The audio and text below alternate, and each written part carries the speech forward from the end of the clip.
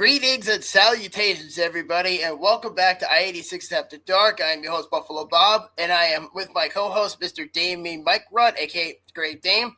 And tonight we are here with a very special guest, and let's just say he's probably one of the better guards you could possibly find that you would probably want to be friends with down in the neighborhood. But either way, he is a two-time first-team All-American in 1985 and 1986, representing Georgia Tech in school, played for the Houston Oilers, an alumni, surprisingly. And, of course, he was there for all four of those Super Bowl runs with the Buffalo Bills in the 1990s. I proudly present John Davis, a.k.a. Pops. John Davis, welcome to the show. Thanks for having me, guys. Absolutely. How you been lately?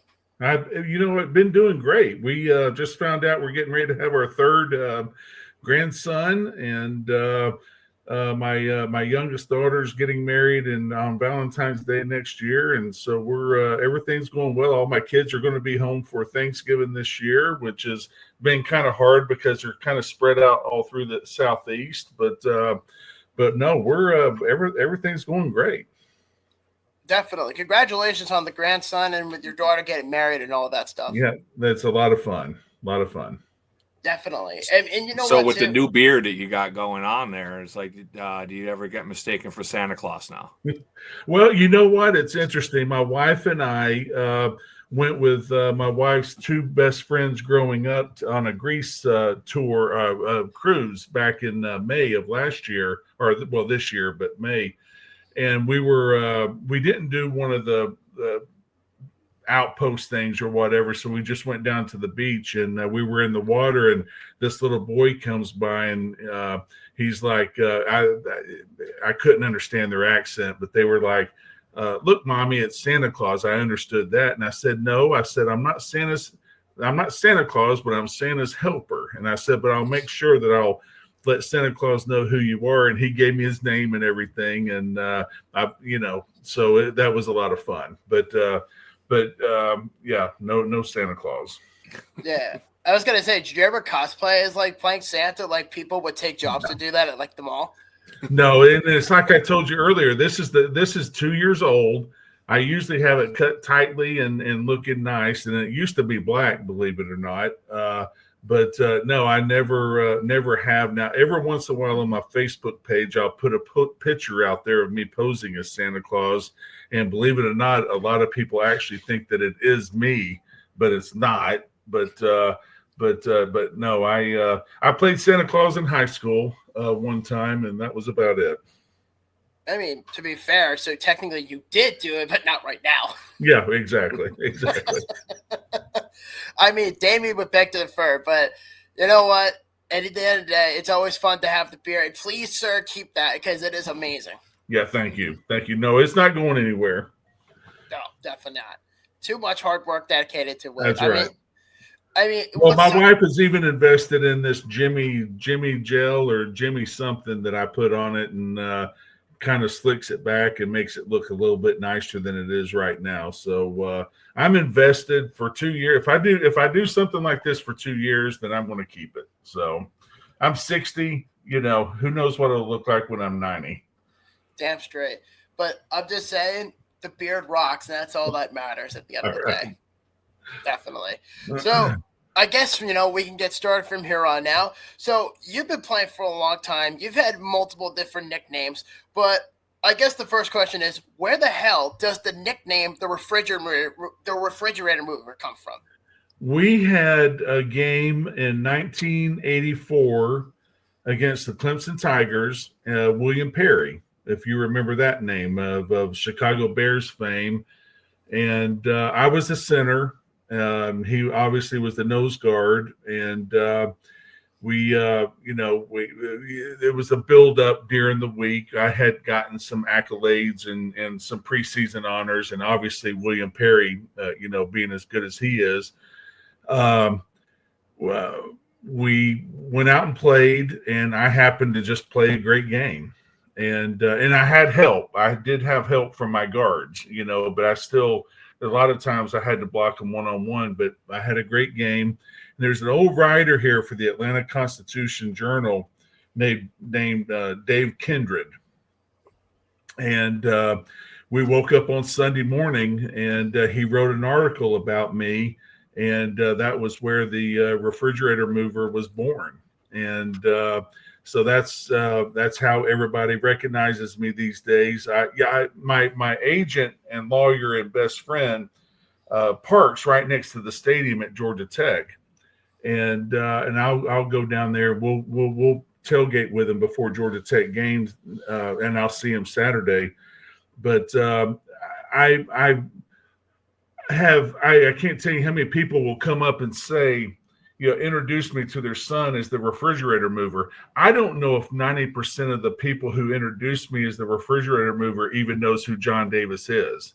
They just know me as the refrigerator mover. They probably think you're actually a refrigerator mover. And that's so cool because, it's just something that has lasted. People, as y'all know in sports, not everybody, but once you get tagged with a name, that's what they recognize you with. And so in our Georgia Tech world down here in Atlanta and Georgia in the Southeast, when everybody, when the name refrigerator mover is brought up, they pretty much know it's me. And, I had a great game against William Perry, and I actually tried to get him to come down to the Clemson game this year, but I don't think he's feeling too well living up in South Carolina. But no, it's a lot of fun. It's a lot of fun. My daughter even made it for that game. My daughter even made a shirt for me that says "I am the refrigerator mover," and there was a lot of fun going to our suite. People recognizing you for that. I mean, the fact that your nickname alone is tied to William Perry, who's obviously an NFL Hall of Famer, I think that alone is ridiculously cool. Right. But the other nickname that you've also been given is simply Pops. It's nobody knew what to call me. When we had our grandkids, and for some reason it just hung out there. And in fact, I was listening to my wife earlier. She's on the phone that's the greatest thing about FaceTime, is that we get to see them every night, even though they're in Raleigh. But yeah, it's like, where's Pops? Where's Pops? And that does a guy's heart pretty good. Without a doubt. I mean, and it's funny enough, I was just in Raleigh, North Carolina, because I went down for the Bills-Panthers game nearly a month ago. And I got to tell you, because we have family friends who live out in Zebulon, and we were there for about 5 or 6 days. We drove down from Long Island, and it was a major pain in the ass with traffic going through Virginia, and then finally I-95. I-95, yeah. I-95. And then next thing you know, there's just a shitload of back traffic, especially coming home from New York. It's like, I hate this shit so much. But you know what? I've gotten so used to it at this point in my life. Like, I've done different stadiums across the country. Obviously, I did the Panthers. I did the Falcons about a month ago in Atlanta with me and my wife. And it was pretty fascinating. But I just wanted to bring that to your attention. Well, the Atlanta traffic, we live about 25 minutes north of downtown Atlanta from Georgia Tech, actually, about 25 or 30 minutes. But what has happened these days is that my wife works, and she has to visit a lot of customers and stuff throughout the city and all of that. She dictates her schedule by traffic, because the traffic is absolutely insane. At I-285, which loops around Atlanta, and then you've got the corridor that goes through Atlanta, but it's absolutely insane. I mean, we could go to Georgia Tech, and it might take 25 minutes, or it might take 2 hours and 25 minutes, just depending on how you win. And it's just, it's not a lot of fun. I'm not working, so I'm being retired. I don't, if I don't have to crank my truck up, I don't. So yeah, sorry, I don't have that problem here in Buffalo. It's called a 20-minute city. Exactly. You can get anywhere in 20 minutes. Unless you're down around the Skagakawa, every once in a while there'll be a wreck down there that might clog it up a little bit. Yeah, maybe. But I guess I'll go with the next question here. So you already previously said you went to Georgia Tech. You were a 2-time All-American there at Georgia Tech. What was the biggest adjustment you had to make from Georgia Tech to the NFL? I think a lot of it was speed. I think how fast everything went from practicing to the games, the preseason games, and then once you got into the season, it even got that much faster.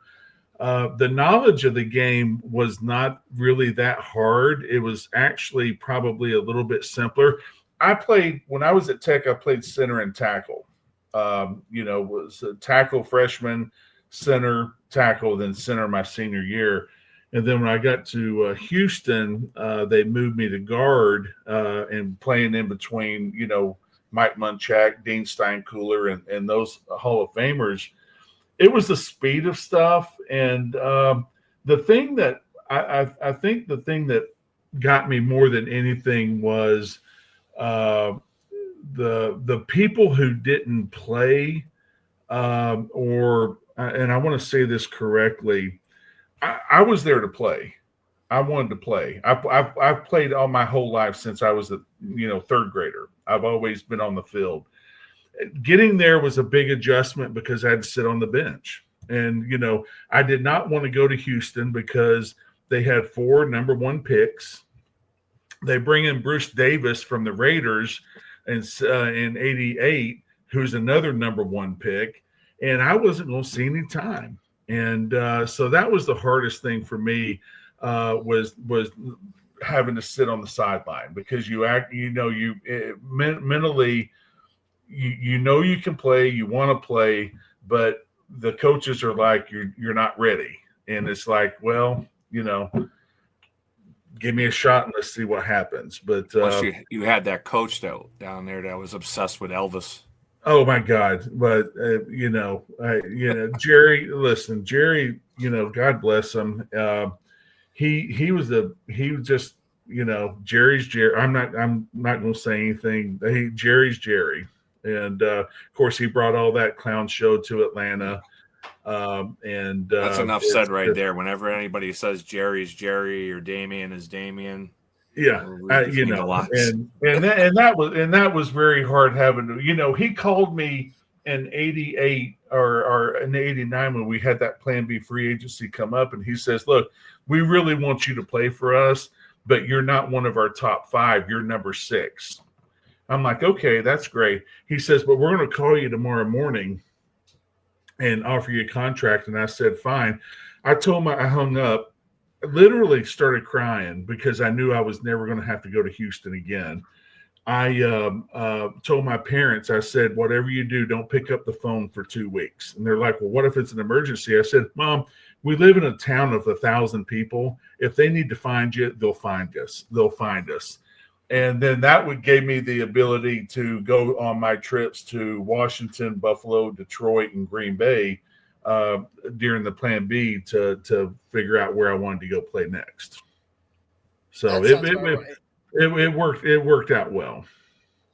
Yeah. So I was gonna say the fact that you outright admitted it, that you said that you were being buried within the Oilers, system, being the 5th or 6th guy, and then you said I hated it there. I have to give you credit, genuinely. It's because a lot of players say they always loophole around. There's like, well, I like this city more than the other, but I don't really want to do that to them because they kind of like drafted me or something like that. You know what I mean? Like, I remember we had another teammate of yours on our show, Mike Lodish, and Mike Lodish told us an interesting story. He said that he was coming in from UCLA. He felt he was too small and he felt he wasn't good enough, but then he kept going and going and going.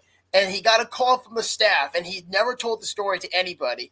And he basically said to Marv Levy when he got drafted, I think it was like the 5th or 6th rounder or something like it. Yeah. He told us, and he's like, "What the fuck took you so long?" Right. And then Marv's like, "This is Marv Levy, the head coach of the Bills." And Mike was just not having it at that point. Yeah. And he was just like relieved that he got drafted. But it's interesting in that retrospective how that was, in that scenario with the Oilers. If you play your whole life, and listen, I'm going to be honest with you. I was better than our center at Houston. But the coach just did not. And I'll preface it with this: the coach didn't have the confidence, even though Mike Munchak and Bruce Matthews, who are in the Hall of Fame, and even Dean Steinkuhler went to our offensive line coach and said, you need to put John Davis in the offensive line. I was 40 pounds bigger than the center that we had, and I had more range, longer arms. And so it's funny because I'm going to say back in the early 2000s, I played in a golf tournament in South Florida, and my offensive line coach from Houston was invited to play in the golf tournament. And he pulled me aside, and it was cordial. I didn't like him, but it was, when you get older, you get a little bit more softer and cordial. And he pulled me aside at dinner, and he says, I've got to tell you, the biggest mistake that I made was not putting you at center at your rookie year. You should have been our starting center. And I'm like, well, you fucking son of a bitch, that doesn't do me any good now, And he's like, no. He says, I know. He says, I was wrong. I was afraid. And I was just like, I said, you've got two Hall of Famers who are trying to say, this guy needs to be our guy, and you just don't do it. And he's like, why did you leave? And I said, well, one, I fucking hate Jerry Glanville. And two, you wouldn't fucking give me a chance. So I had no choice to leave. You look, son of a bitch, you're going to coach for 30 years. My time frame is short, and you're dictating that. And so I had to get out of there. And he was very apologetic about it, and I was like, I accepted it and everything, but it didn't move the, chain about how I felt about him, Right. So. Have you always been this big, like a big dude, like body, frame? I played basketball in high school at 275. Okay. So in a small town in North Georgia. I've just been always. I'm 275 also, but all muscle, of course. I just didn't know if you were insulting me or not. I just tried. Oh no, I'm 275 too. No, listen. My parents. My dad was in the Air Force. My mom worked in restaurants her whole life. When my dad retired, we had restaurants when I was growing up. I was always around food. I was a big guy. I played. Like I said, in high school, played football at 275. Played basketball at 275. And my best friend was about 6'7", 240. And, we used to play sports together. And if we didn't walk out of the arena bleeding, then it was not a good day. So we just, we're just, my best friend, buddy Warren, we would go into mom and dad's restaurant on Sunday and eat all of her pies up that she had made for the following week. And it's a lot of fun. Good memories. Prep meals for sure. Absolute prep meals. Yeah, but definitely. So obviously you played in the NFL for a little while, Houston, Buffalo, and etc. From the last 35 years that you were playing compared to now, the NFL has changed drastically since that era. How did the physical toll of playing on the line in that era compare to today's game, do you think? Yeah. Well, and so I feel good. The guys are so much bigger today than they were back when we played. And we thought we had a big offensive line, but we were only like 295 across the board, Mm-hmm. And then you've got the Dallas Cowboys who bring in those big boys, and they're 340 across the board. But I just think it's changed a whole lot. I don't know if it's sustainable or not, but it's the collisions get harder and harder the bigger and bigger you are, and I'm going to be honest with you. I'm not a big fan of the NFL right now. I am a big fan because Buffalo's been so bad that I can't not help watch them on Sunday and get emotionally tied to it. I'm trying not to because I've got Georgia Tech who is, having a great season as well. And so at the end of the weekend, I'm emotionally drained. from watching Josh carry a team to watching my Georgia Tech have to come back 11 points down in the fourth quarter. So but it's all good. It's all good. It's all about for the love of the game. But you know what? Personally, John, I don't blame you one bit for that whole Buffalo Bills comment, because they've been so bad for so long, and it's like, is it ever going to end? And then, of course, they got Josh Allen, and it's like changed in the last few years. But it's also, I feel like McDermott and Bean don't give him the credentials to get an eligible receiver or a decent offensive line or a solitary defense, all that shit. So I'm not going to say anything bad because I love the Bills. I have great respect for Ralph Wilson and what he did with that organization. I look as a player looking in, and I don't really talk to Thurman. I talk to Daryl Talley a little bit. I say hi to Thurman, just shooting the shit with him and stuff. Nothing big, because those guys are busy, and I understand that. And I was never on their level, so they have their own group and stuff, and I respect that.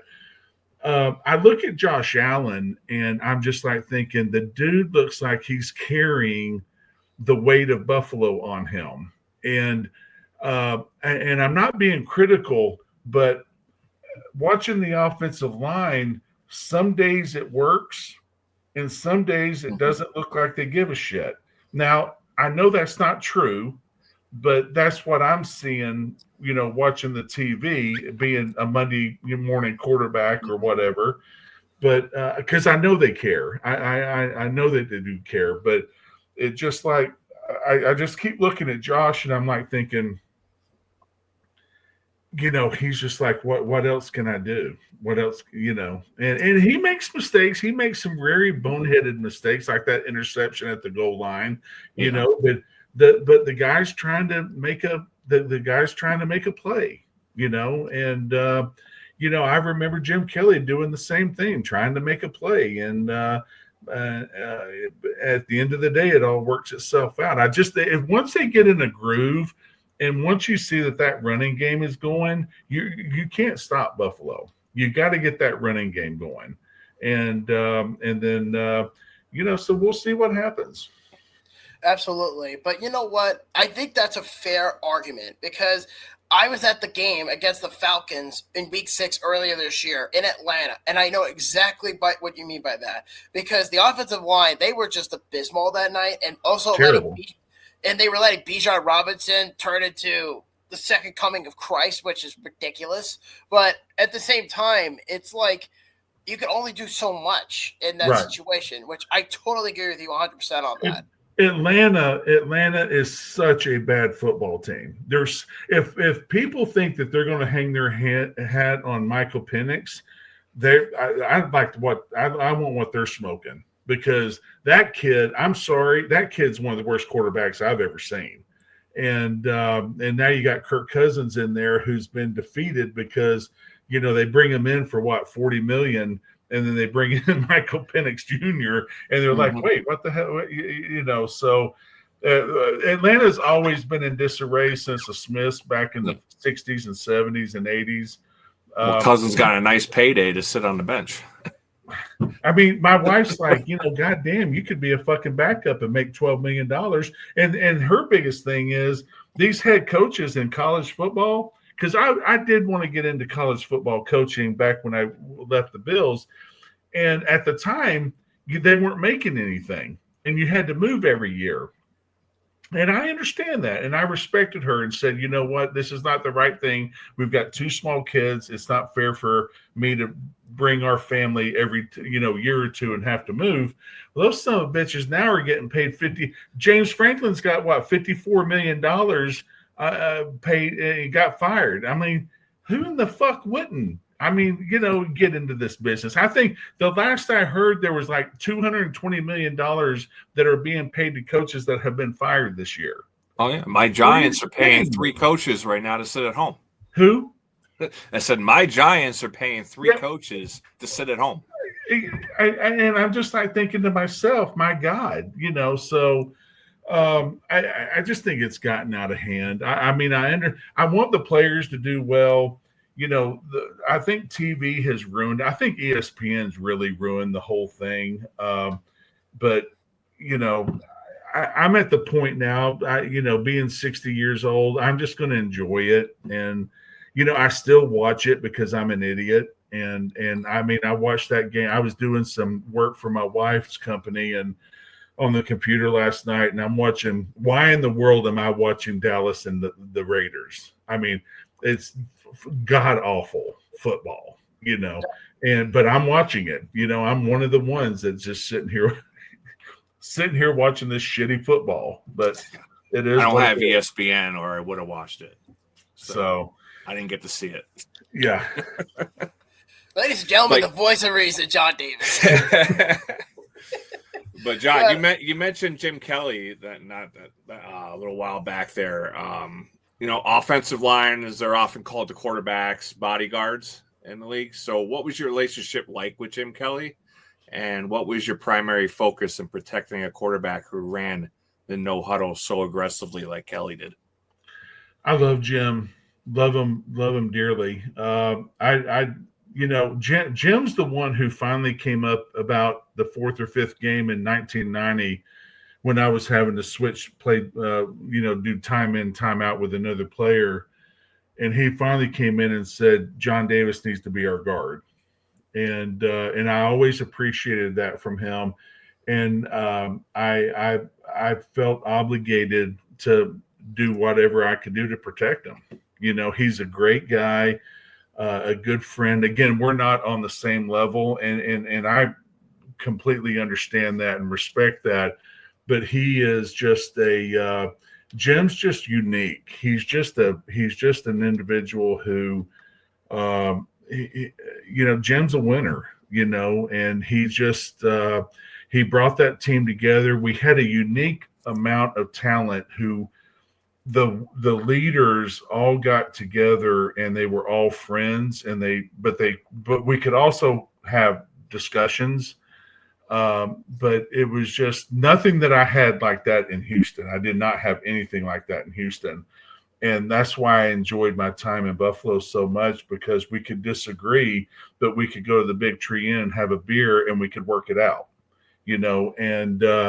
but Jim's just Jim. He's just a special, he's just I did whatever I could do. And listen, I'll tell you a story right quick. We're playing against the Raiders, and I want to say before the fourth Super Bowl, it was a divisional playoff. It wasn't the AFC Championship, but it was divisional. And we were all hurt. At that time of the year, we're all hurt. But we had developed a blocking scheme to help me out with Howie Long, because Howie was playing on top of me. When we go out there, we feel good about everything. We go out there, the Raiders switch the defense to where I'm having to block Howie one-on-one. And I looked at Jim and I said, look, motherfucker, you're going to have to get rid of the ball. I said, because I can't lift my right arm up. I said, I'm going to do whatever I can do to block this son of a bitch. But it is Howie Long. And he we adjusted. We adjusted to the game because he knew that they had switched the defense up. And it ended up being one of the best games that I had played. In fact, two of the best 3 games that I've ever played with Buffalo, with 2 of them were against Howie. And the funny story about that game was, at the end of the game, we were in the tunnel and we were coming out afterwards. And after the game, post game and everything, and there's this big in the tunnel. There's this big press thing going on over there, and it was Howie Long mentioning that he's retiring, announcing that he's retiring. And I walk out there, and being a smart ass that I am, I'm like, you know what? I made that son of a bitch retire. I'm going out on a good, hopefully he didn't hear that, but I was just like, so that's another little funny story that I always tell, that I made Howie retire. So, did you ever talk to Howie about it? No, no, and never will. So believe me, I'm not on Howie's level either. So, no. I mean, he But does have that sweet panel every Sunday on Fox, so there's that. he's Howie's doing well. That's for certain. That is absolutely for certain. But you know what? When you say on our level, you're on our level. Let's put it that way. Right. You're on our level. I'm a man of the people. That's why I am one of the things I love about Georgia Tech, and I know y'all don't know a lot about Georgia Tech, but a lot of our graduates are all over the world. And so we don't have a huge fan base like Georgia Bulldogs. Those are the Walmart, you go to Walmart, you're a Georgia fan or stuff like that. So but we have a lot of sidewalk fans and fans that have been with Georgia Tech for 50, like my agent and my buddy Bill Fincher. He didn't go to Georgia Tech, but he's been a fan. He's had season tickets since 1965. And so I always have gotten along with the fans. So one of the first games that I played in Houston or in Buffalo, my wife came late, and so she had to park outside of the players' deck or the players' parking spots out there. So after the game, we walked through in the preseason game.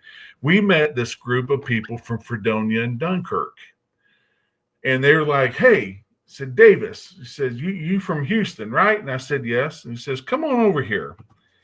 He says, "I want to give you some food," and gave me Labatt's, and we sat there. Those were some of the best friends I ever made.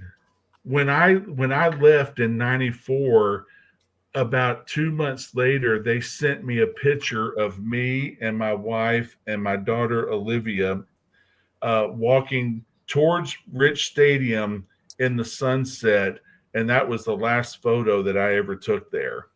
And it was from my friends from Dunkirk and Fredonia.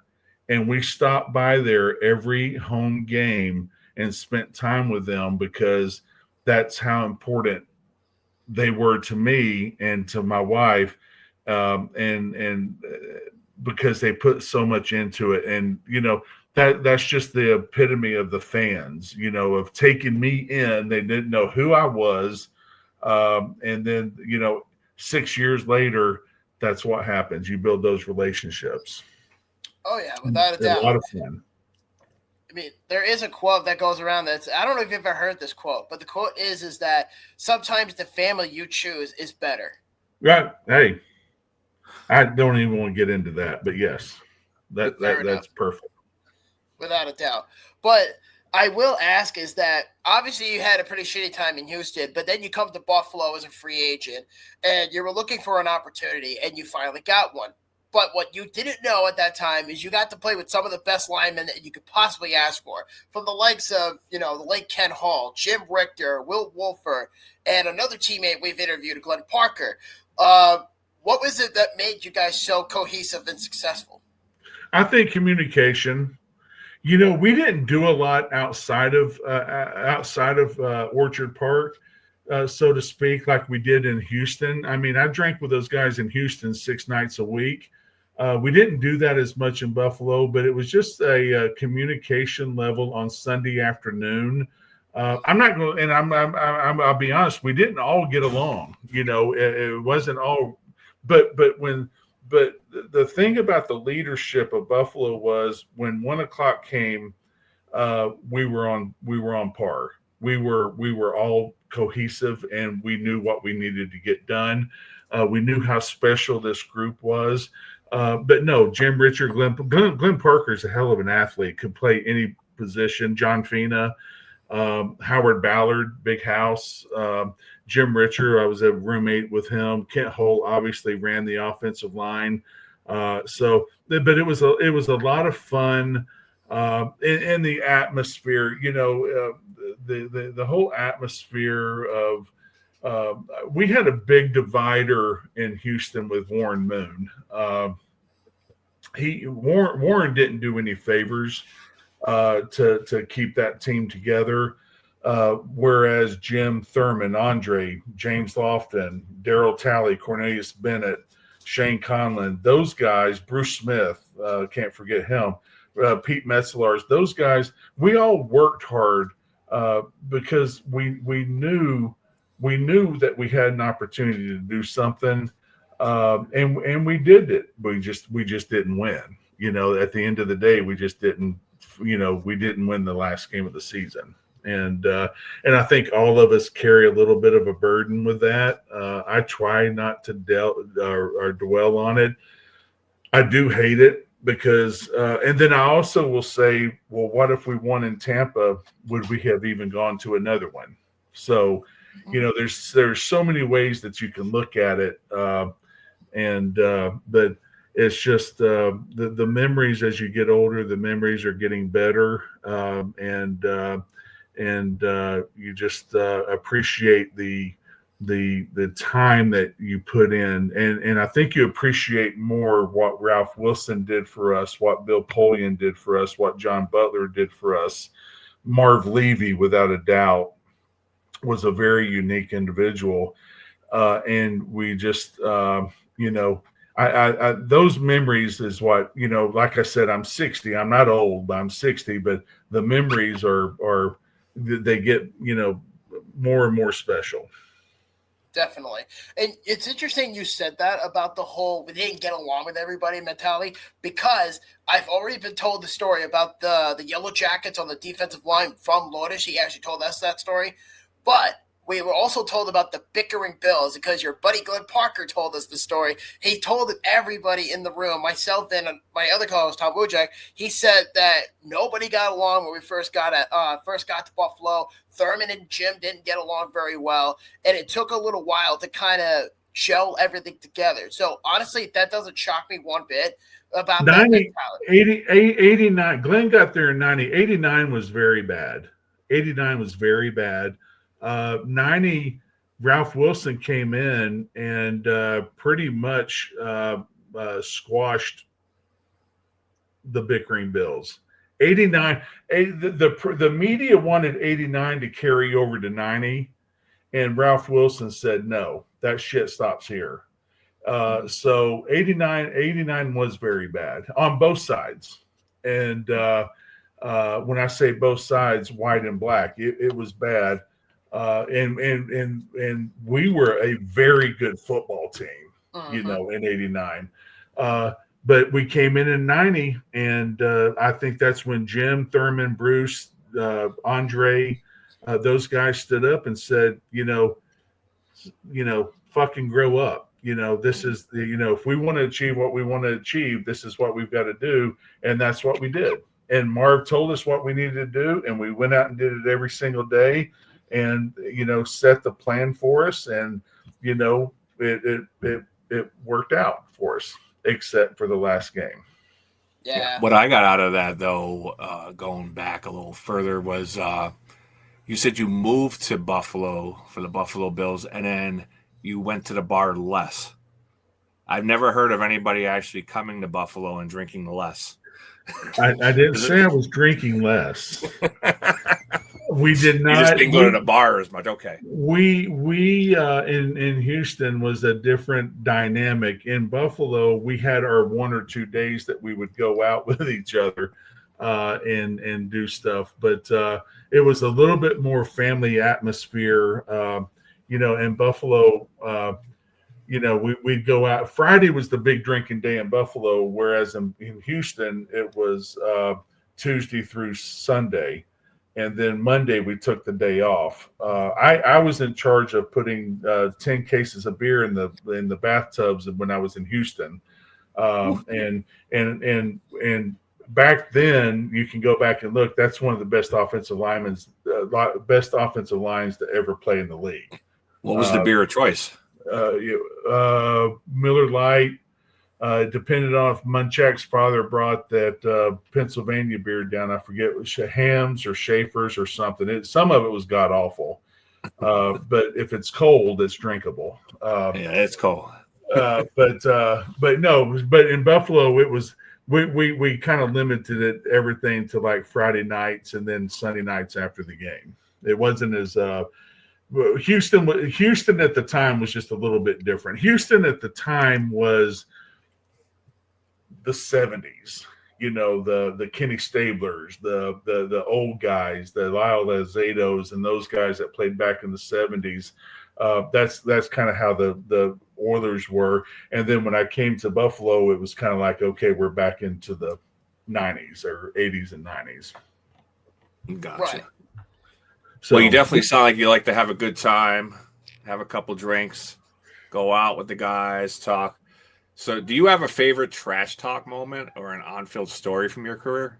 I really don't. Well, that one that I talked about with the linebacker, but I can't say it if I can't remember his name. I do remember one time we were playing the Chicago Bears in Buffalo, running the no huddle offense, and Mike Singletary just kept running his mouth. And I'm just like thinking, Jesus Christ, dude. I mean, and we're all, offensive linemen are like, we're just trying to find all the oxygen that we can get. We're not talking, we're not doing anything. I'll never forget this. We ran a play at the goal line going towards the Tono. And Thurman was kind of propped up on some players, and Mike Singletary popped him in the you-know-what. And Kent Hull grabbed his arm and he said, man, he says, you ever do that again, you will never play again.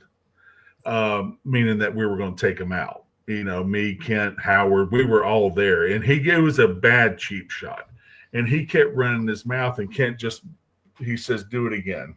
He said, do it one more time and see what happens. And that was about, we didn't really, not that I remember, really talk trash because, playing the no huddle offense, one, you don't have a lot of time. And it's just like, I'll never forget a quick story. I'll never forget the 51-3 game against the Raiders. I found out Sunday morning before the game, I was having a daughter, Olivia, my oldest. And I was just like, fuck this. Who cares about the game? I'm just like, I'm having a baby on Monday or Tuesday. We win, we don't. I'm having a daughter. We go down the field, if you remember. We go down the field in 2 or 3 minutes. And I'm just grinning. I just got a big grin on my face. And Howie down at the goal line, they finally call a timeout. And Howie's like, what the fuck are you laughing for? What are you grinning? I said, dude, I just found out I'm having a daughter tomorrow. And he's like, fuck.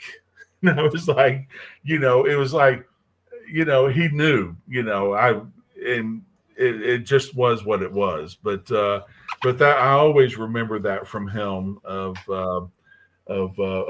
we just knew that we were going to win that game. We just felt that, it was just kind of invincible a little bit.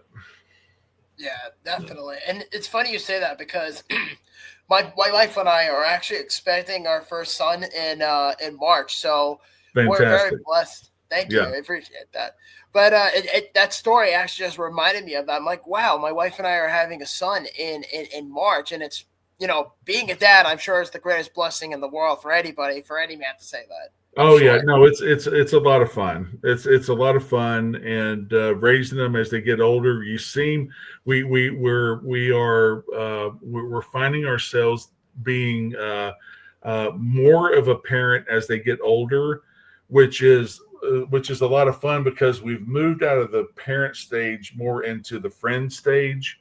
Our big thing, Hester and I, our big thing is we've made the mistakes that we don't want you to make. So I'm not big on giving a lot of advice, but when we do give advice, it's because we know what's happened and we want them to not make that same mistake. And I think they appreciate it.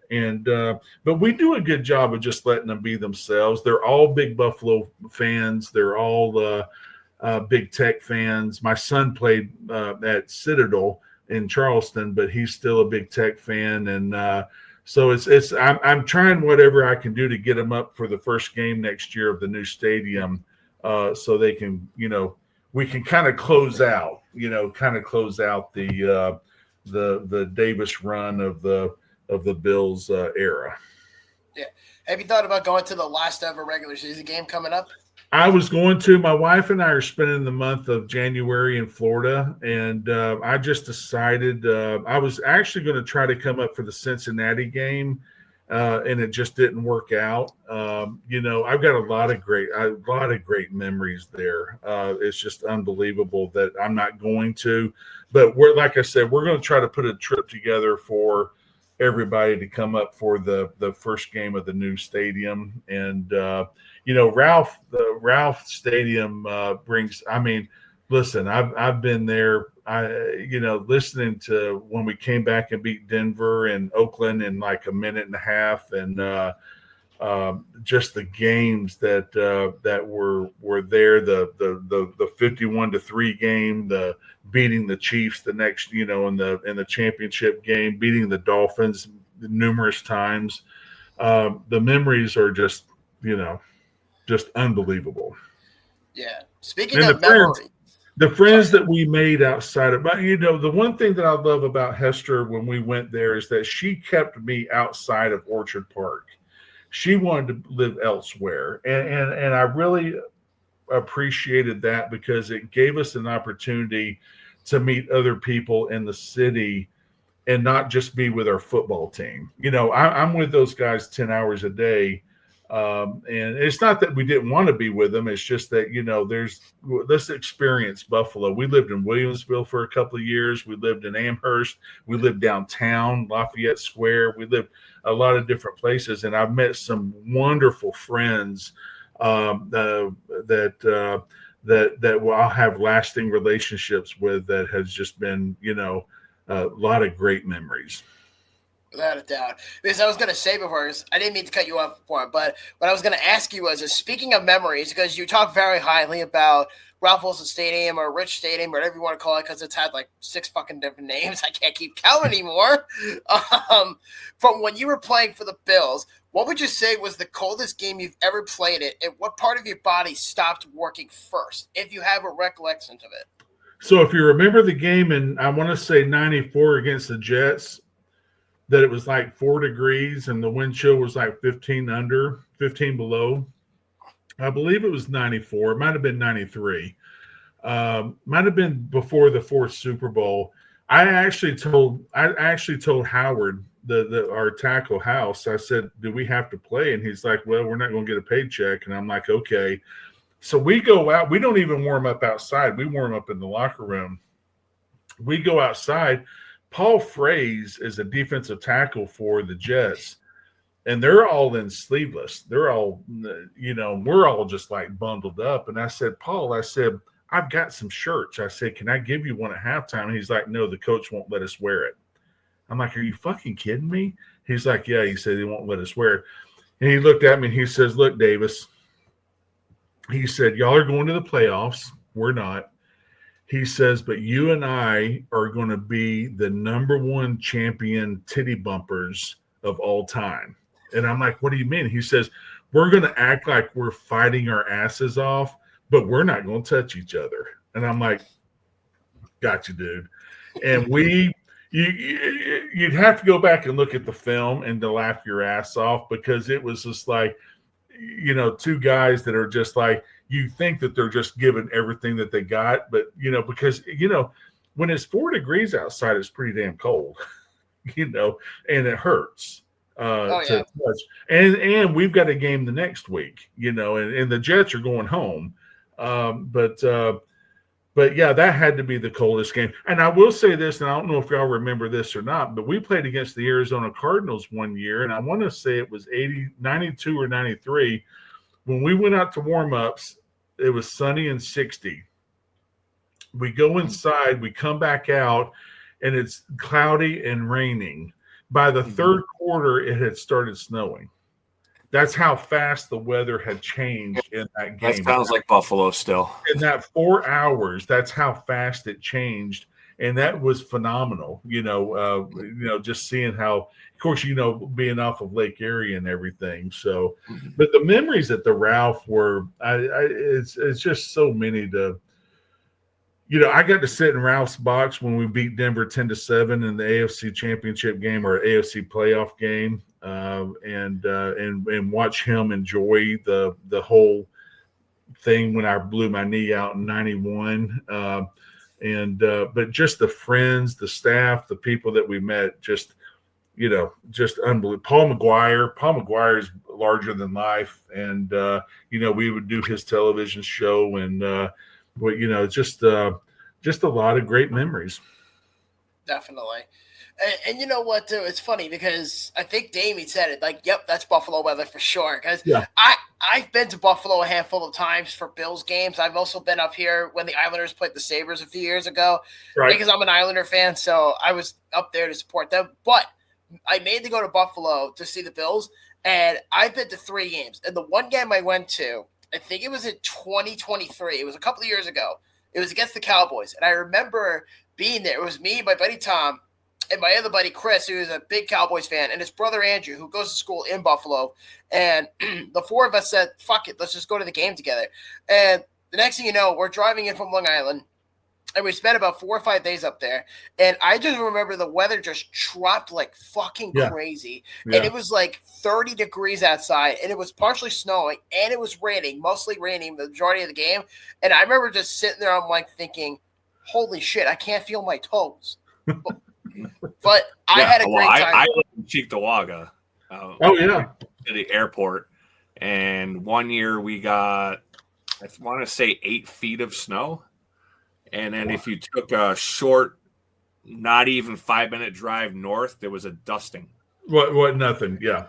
And when we were in Amherst, I would drive from Amherst down to Orchard Park, and Amherst would be sunny and green, and you start making that road trip down to, was it 400 or 219, or is it 219 or 400? Both go that way. Yeah, and then all of a sudden you would just see, 1, 2, it's amazing. So we love it. We've got some great friends that are up there. And we just, in fact, one of my guys, if I can give him a little plug, he owns a liquor store in North Tonawanda. He was the first guy I ever met in Buffalo in 1989. We went to the Greek festival where he lived. And I met him, and we've been friends ever since. And those are the things that I went to the Creekview restaurant in Williamsville forever. Brunner's in Amherst, I go to. That's one of my mainstays. Oliver's is one of my main go-to places, and it's just the thing that we have enjoyed more than anything is the relationships that we made outside in the community of Buffalo. There you go. Which is I think Buffalo's kind of underrated as far as food. It's as far as what? As food, like restaurants. No. I had my next door neighbor just got back from there, and he ate wings at all the wrong places. And I said, you ate wings at I had 5 places for you to go to, and you didn't go to them. You went to all. They don't listen. Nobody listens. I got family that comes up here, and they go to the places that they want to go to. Right, exactly. But no, those relationships have gone. I've drank beer with Mayor Griffin. I've had, if you remember the old Jimmy Max down on Elmwood, I've drank with the governor, or who, not Pataki, who was the governor or the mayor of Buffalo back then? I can't remember. We sat there and had a beer. I mean, who do you do that? Who do you have beer with, the governor or the mayor? And went to the old Southtown place where they did St. Patty's Day and the old white bread with corned beef, and all the mayors of all the areas would come down there and drink and eat. And I mean, you're not going to get that in Atlanta. So, go to Buffalo. Definitely. I heard they make great beer there too, and some kick-ass chicken wings. Where's that? Oh, Buffalo? Oh yeah, no.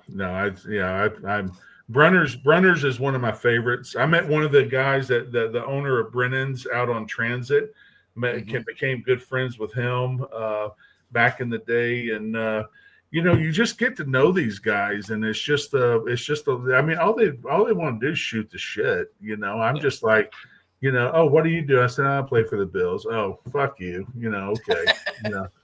And I'm just like, we just sit there and just drink beer and have a talk, and you just become friends, because I'm not wanting to talk about football. I'm just there to eat wings and enjoy myself, Yeah. And I think I was out at Brennan's a couple weeks ago, and then we went to Buffalo Brew Pub. Oh, okay. There too. Yeah. So and it's changed a lot. So it's Mark. It has. When I go back up next year, I will go for Jim Kelly's tournament in August, and then Mark will take me around to our places. He's kind of like my chauffeur. And then when I go back up for the first game, we'll be able to do it again, and hopefully I'll be able to take the kids up there and the wives and everybody, so we can enjoy the experience of the new stadium and everything. Yeah, wings are ranch or blue cheese, Pops? Oh, blue cheese. Okay, thank you. Everybody down here is like, you even asking? I said, look, if you ask me for ranch one more time, I'm leaving the restaurant. I said, you only eat blue cheese. You from Buffalo? And I said, well, close to it. So ranch is for people. I've got a great bar. I got a great bar that's a half a mile down the road from mine. We went to school at Georgia Tech, and he opened it up. And I said, if you ever fucking offer me ranch, I said, I'm walking out of your restaurant. And to this day, I don't even think he has ranch in his restaurant. So I heard you're really big into the barbecue too. I am. I do my own barbecue. I'm getting ready to cook about 15 pounds for the Georgia Tech game. I've been doing barbecue since I was 10 years old with my dad. And we, and I will say this, everybody, the thing I get about the barbecue is everybody's like, well, my barbecue's better than yours. And they're like, yeah, fuck that. I don't care about that. Everybody's barbecue is unique. Everybody's barbecue that they make it their own way. The only thing that I don't like in barbecue is the fat. If you're too lazy to take the fat out, then I'm not going to eat your barbecue.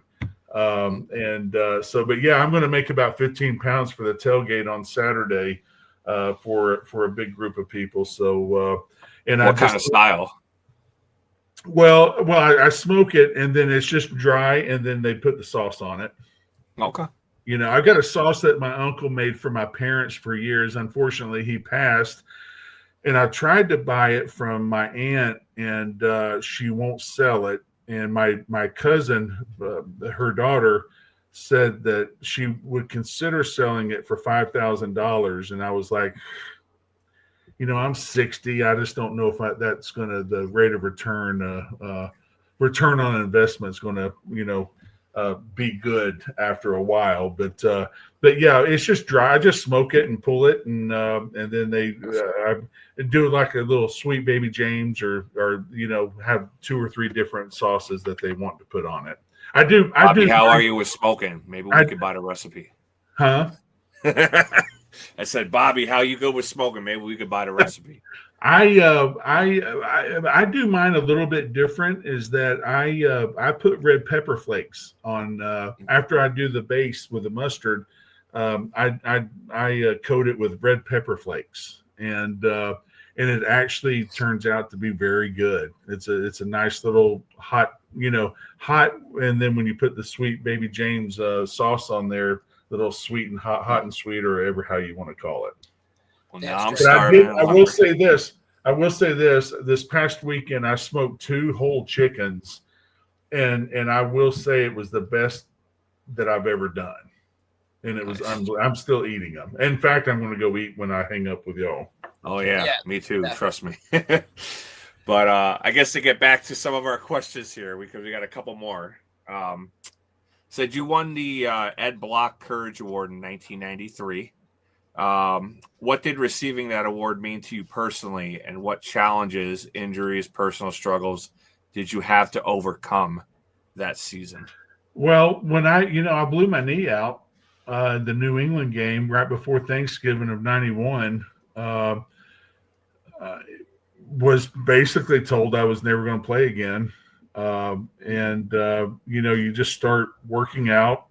I'm an old country boy from North Georgia who doesn't know no for an answer, or doesn't take no for an answer, and just started working back. And I thought it was very humbling and nice that the Bills chose me to accept the award. I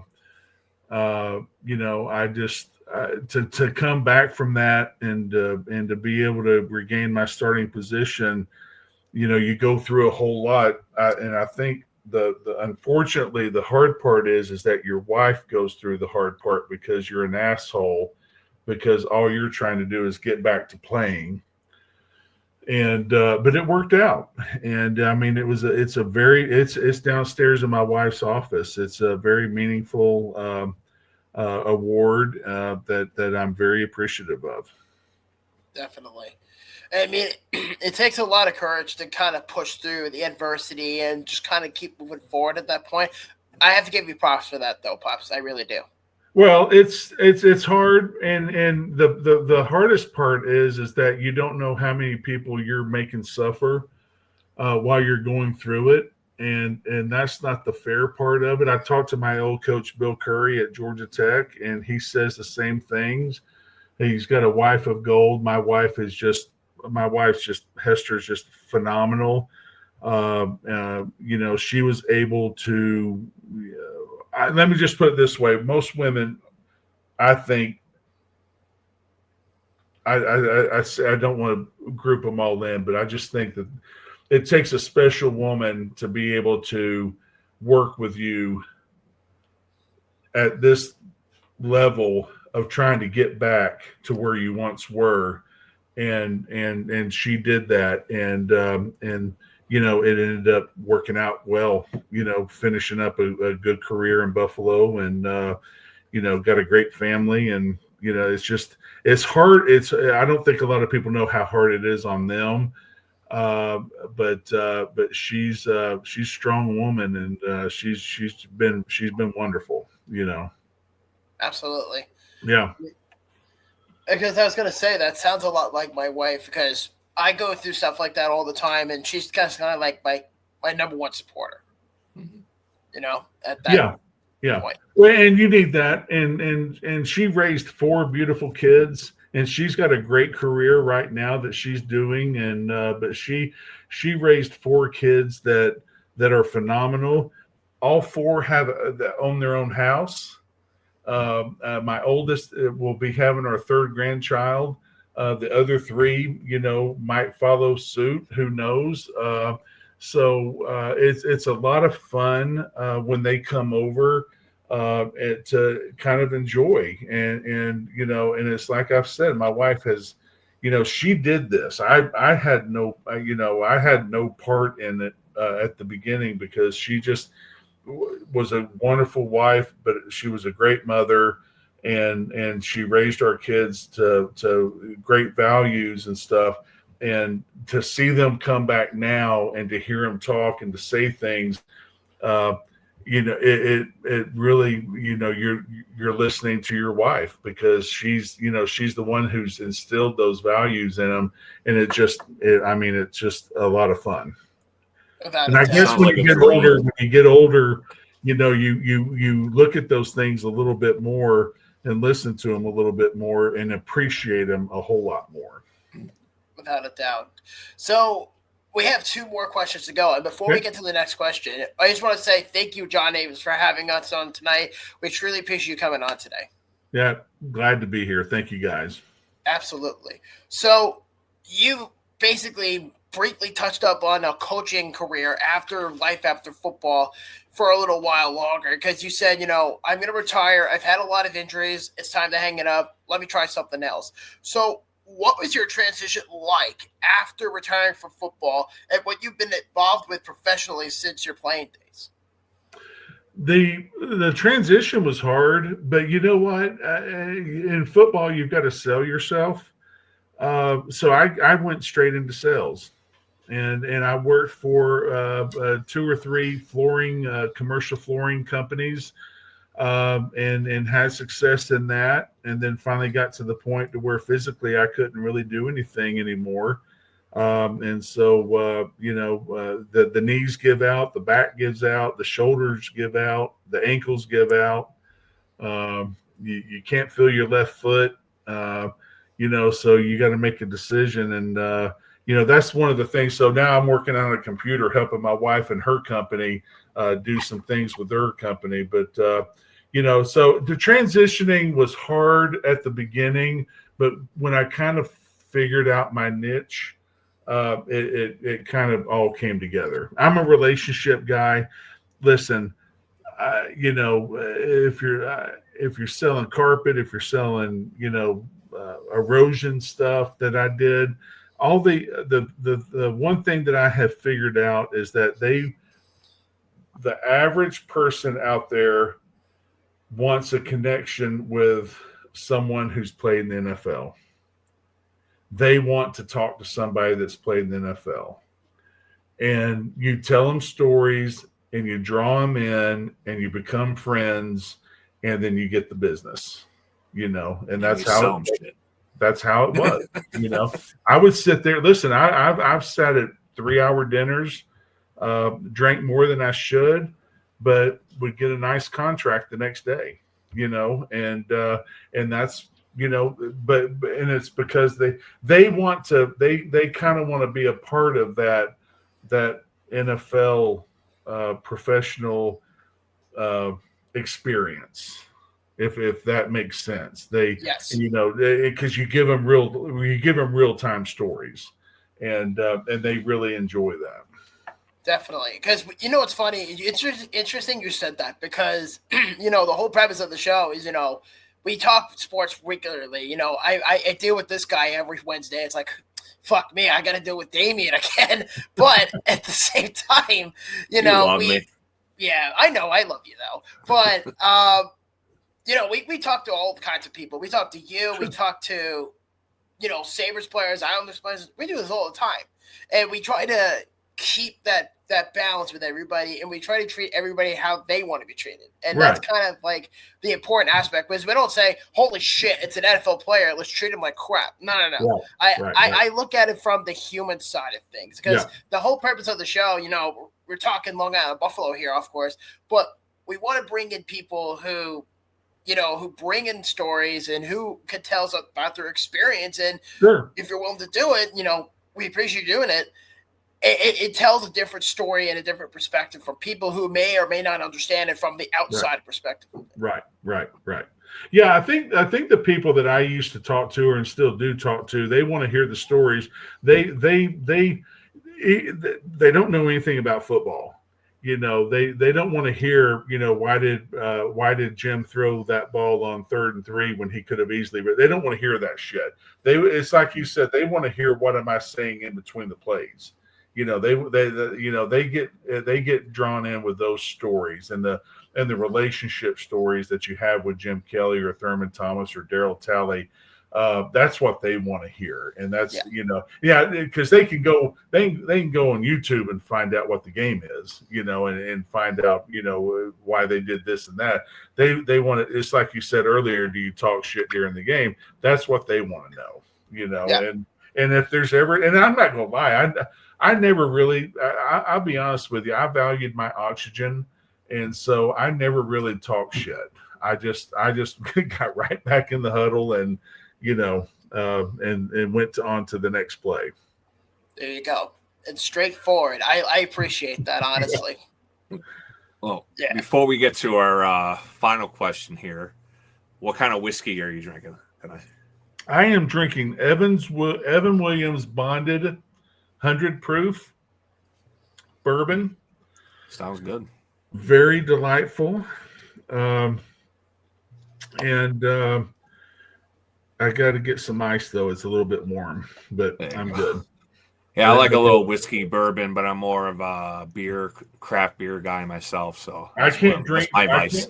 I can't drink beer that much anymore. I can't drink vodka because vodka to me tastes like water.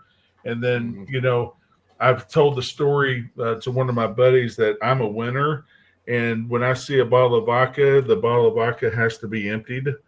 And that doesn't work for me the next morning. So I control myself with I was out sitting by the fire pit with my wife earlier and had a bourbon out there and just enjoying it in the nice.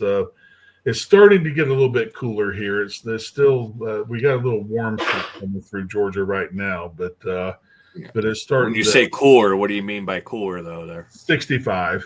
Oh, see, it's 33 here right now. Exactly. Yeah, exactly. So Yeah, we're going through a little bit of a warm front right now, but yeah, bourbon. I love bourbon. I love my makers and Crown Royal, and there's my son-in-law is actually my oldest daughter's husband is a connoisseur, so he'll bring me a special bottle during Thanksgiving and Christmas when they come down. So I'll be looking forward to that. Nice. Damn straight. Damn straight. Okay, so our final question, I guess here. I said, when people look back at the Bills teams of the 90s, what is the one thing you hope that they remember most about the offensive line or just the team in general? Oh, well, that we were good.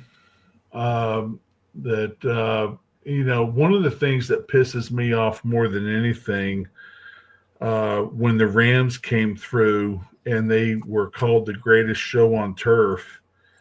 And I'm like, wait a second, motherfuckers. I said, we invented the greatest show on turf in '89, and we did it for 5 years.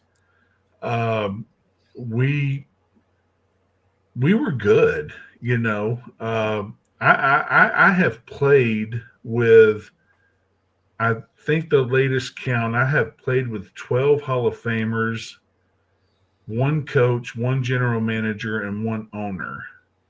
Now, a couple of them were with the Houston Oilers, but we were good, and I think one of the satisfaction things or whatever that's happening right now with the media is that they have started acknowledging how good those teams were, whereas in the late 90s and the 2000 2010 they didn't want to touch the Bills. They didn't want to say anything about it. But once you put all those guys in the Hall of Fame, I think they have no choice but to acknowledge that we were a good football team. I think we were a very good offensive line. I think there were some decisions made on the offensive line that were not good. I'm not going to get into them. But I think at the end of the day, we were as about as good of a football team as there were. We didn't win, and I understand that. But across the board, I don't think that there was a weakness with the Bills in those 6 years that I was there, to be honest with you. I know I'm biased, and I know that Dan Marino says, well, if we'd have gone to the Super Bowl, what we would have won. I'm like, well, fucker, you didn't go to the Super Bowl. So, that point's mute. But I think across the board, we're finally getting the respect that we deserve. It's we're just going to sit back and enjoy it. It's great memories. I've got a box of pictures right here from my parents' house. My parents have been gone for the last, for about 7 or 8 years, but I just received a box of pictures from their house and reminiscing of the ones from high school to college to the NFL, and some that I had forgotten that we even took, just brings back those memories. And talking to my friends in Buffalo and how much that they appreciate what we did. My buddy Mark Butler, Dave Schutte, Dennis Jordan, some of those guys, we just have the relationships and to hear them talk about, it kind of brings validity to, how special those 6 years were. Definitely. And so, like I said earlier, John Davis, thank you so much for coming on tonight. We truly appreciate it. We had a blast having you on, talking about whiskey and just sharing stories about football. It was awesome. We loved having you here tonight. And I want an iPad for Christmas. Thank you so much. I appreciate it, guys. And I love y'all, and I love Buffalo, and I can't wait to get back up there, and I look forward to following y'all's future podcast and staying in touch. Definitely. Yeah, thanks for coming on. Really we'd love to have you on again for sure. You got it, guys. Hope y'all have a great night. You too. And from all of us here at I-86 After Dark with John Davis, Damien Micrat, I'm your host, Buffalo Bob. We'll talk to you guys later, and you have yourselves a good night. Good night.